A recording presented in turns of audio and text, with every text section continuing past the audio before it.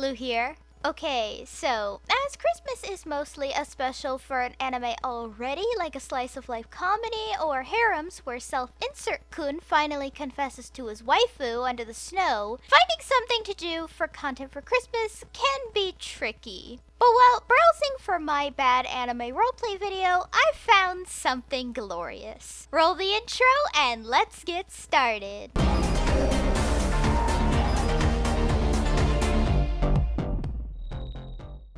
An Anime Christmas Carol is a fanfiction written by CyberHyena1 on Christmas Eve 2000 for fanfiction.net. Looking at his profile, he was your typical little weeby 16-year-old boy, so that's a thing.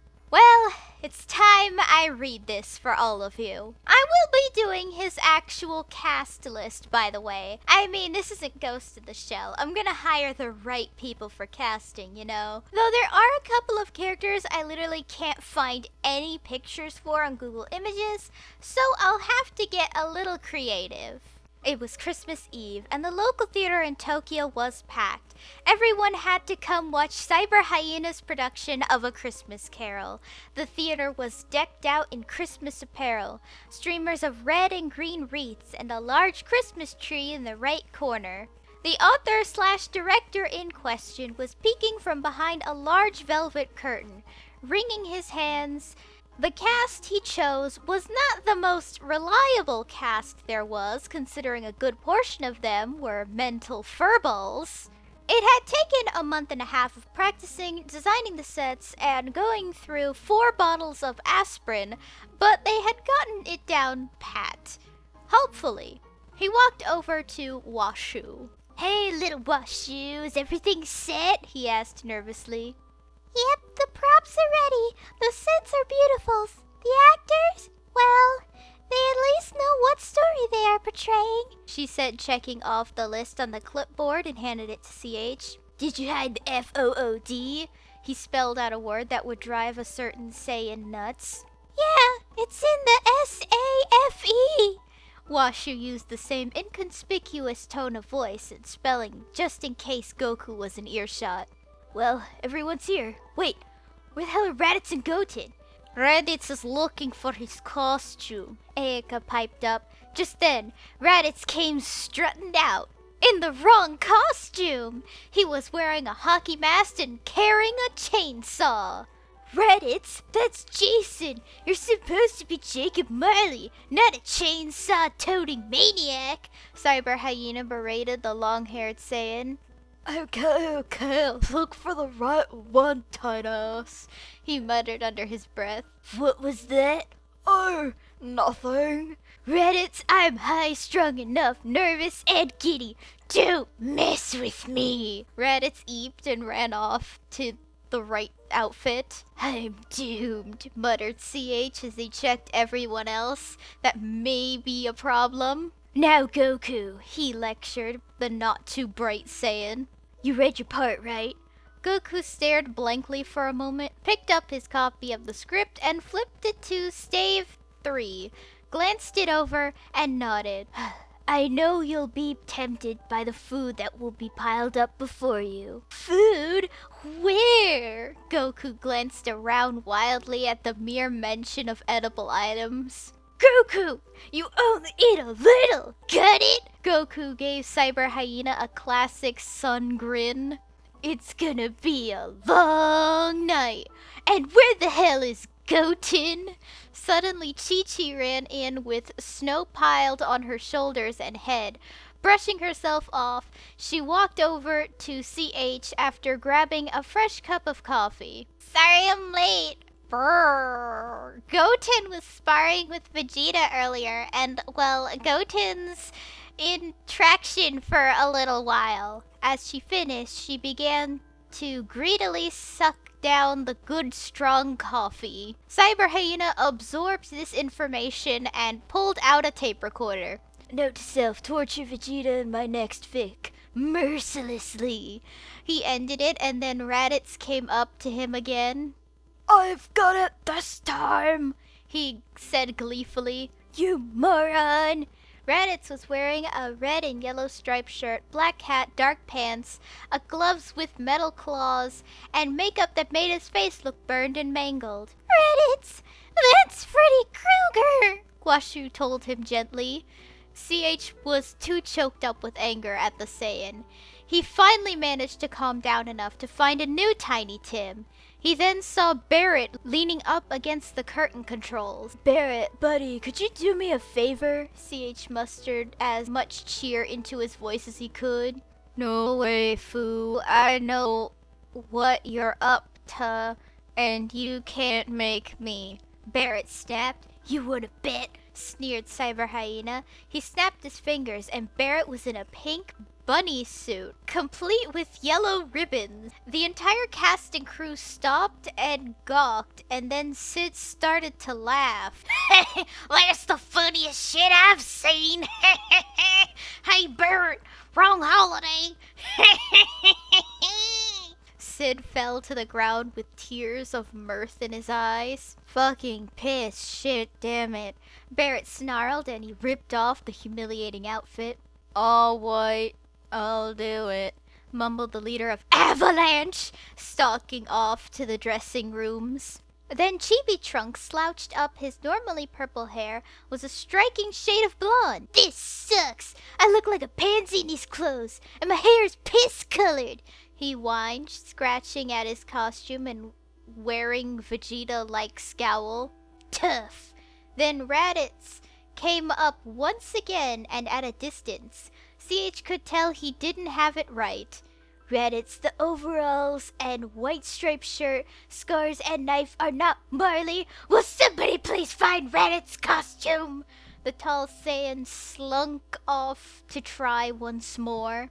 15 minutes later, everyone was ready to go on stage, checking costumes, combing hair, praying, Cyber Hyena, sulking, Barrett, Chibi Trunks, and making last-minute preparations. Cyber Hyena strolled up to Vincent and handed him the script. Okay, Vinny, I know you're not the most emotional person around, but when you're doing the narration, try not to be so melancholy.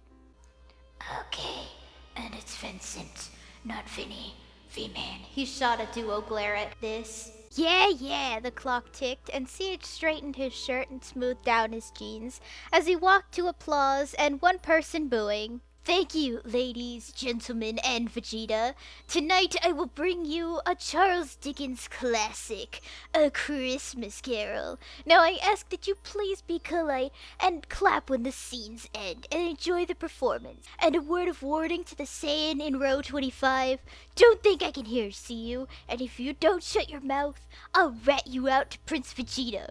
Remember, Vegeta, I know who you are, and I know where you live, and I've seen what you've done.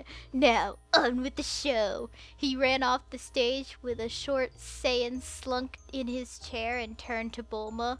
He wouldn't he? He had a nervous edge to his voice. I don't know, he is an author after all, Bulma said thoughtfully as the lights dimmed at the stage curtain lifted to reveal a realistic Victorian street in London during December. Vincent's clear and slightly less melancholy voice was heard as the extras went about the stage. Stave 1, Marley's ghost. Marley was dead to begin with. There is no doubt whatever about that. The register of his burial was signed by the clergyman, the clerk, the undertaker, and the chief mourner. Boring, get on with the story plot.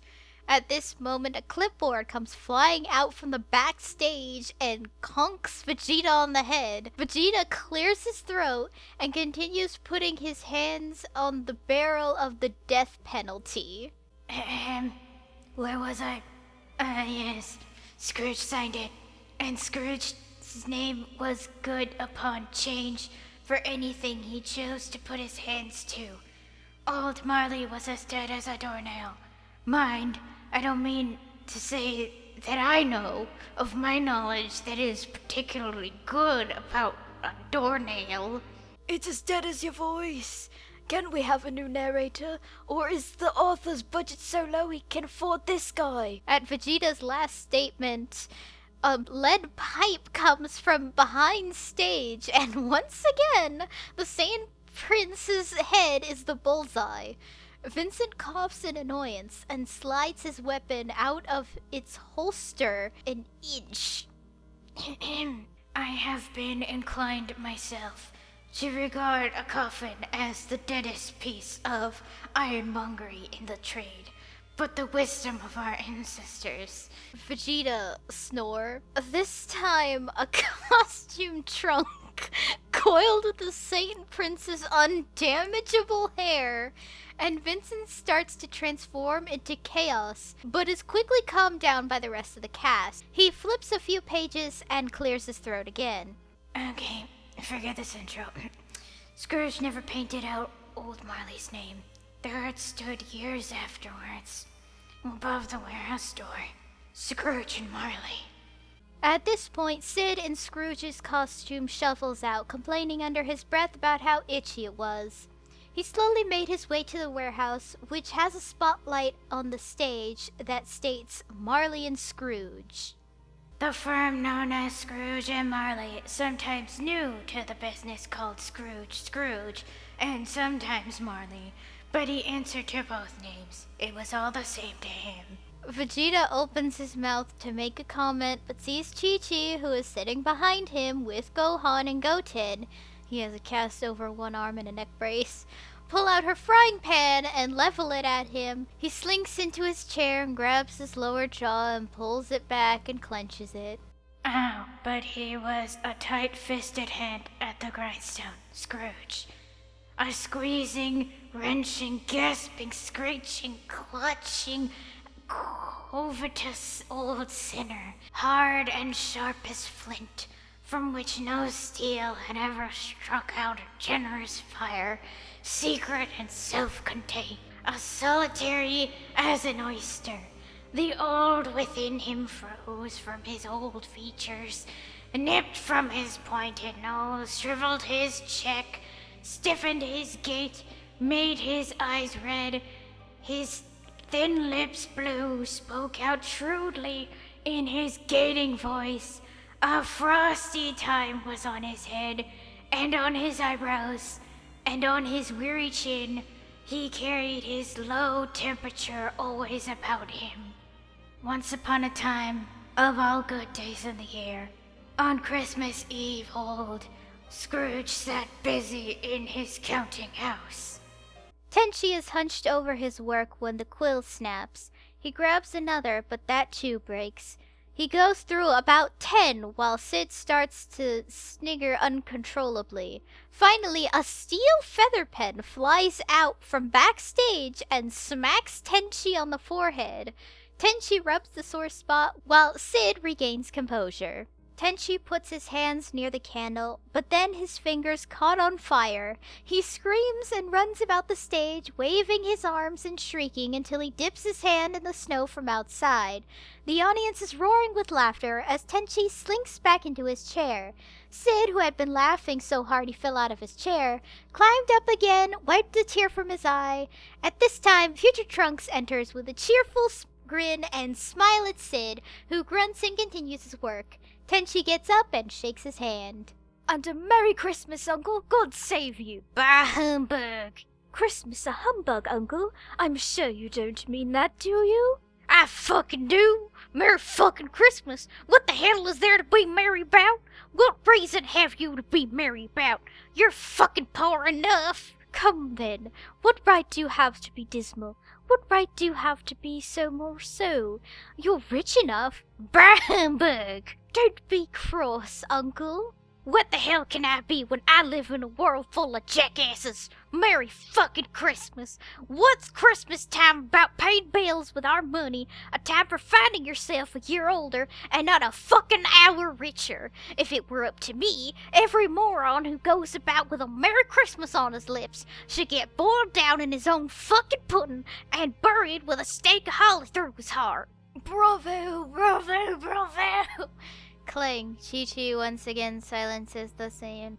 Uncle, nephew, keep Christmas in your way and I'll keep it in mine. Keep it? You don't keep it. Well, let me leave it alone then. It won't do you fucking good. There are many things that I see as good and that I haven't profited by, Christmas among the rest, but I'm sure I've always thought of Christmas as a good time when people open their hearts and treat each other justly. So even though it has never put any money in my pocket, I say God bless it. Tenchi begins to applaud, but at glare from Sid, stops and engrosses himself in his work. Cratchit, just who fucking side are you on? Keep that up and you'll be keeping Christmas unemployed. You're quite powerful speaker, sir. You should run for Parliament. Don't be so angry, Uncle Scrooge. Come, dine with us tomorrow. Like hell. But why? Why did you get married? Because I fell in love. Because I fell in love. Good afternoon. But, Uncle, you never come to see me before that. Why give it as your reason now? Good afternoon. I don't want anything from you. Can't we just be friends? Good afternoon. I'm sorry that you feel that way, Uncle, but I'll keep my humor and wish a Merry Christmas to you. Good afternoon, damn it. And a Happy New Year. Good fucking afternoon. Trunks leaves the stage and wishes Tenchi a Merry Christmas, which he returns and leaves. Then Reno and Rude shuffling in. Only they were hiccuping and slurring, arm in arm, stumbling along the stage. The nearly empty bottle of vodka in their hands told the whole story. Scrooge! And Marley, I believe. And I have the pleasure of addressing Mr. or Mr. Marley. CH comes walking out on stage with a sign that reads, I sincerely apologize to any of you in the audience who were offended by the actors. It will be dealt with, and I'm truly sorry. He glares at the two drunken Turks as he disappears from backstage. Mr. Marley has been dead for these 7 years. I'm sorry about that.